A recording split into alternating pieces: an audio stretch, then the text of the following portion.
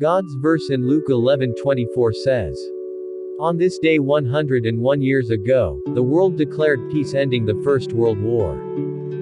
It is memorable for me as my father had been drafted and ordered to report to the train station that morning only to be told to go home as the war was over.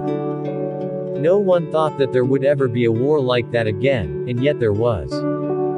A few years ago, because of a war in one part of the world that made people wonder if it, too, would become a world war, one of my young students asked why people fought with one another.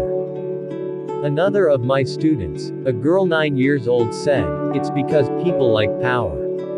Pretty astute for a 9-year-old. What about us? Do we have a need for power? Or are there elements in us that we would rather not acknowledge?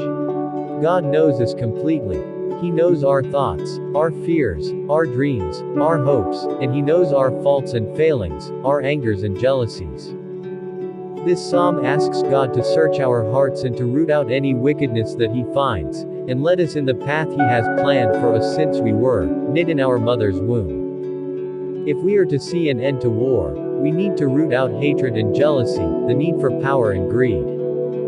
We need to replace them with the will to acknowledge that each and every one of us is made in the image and likeness of God and that we all have a right to live in peace.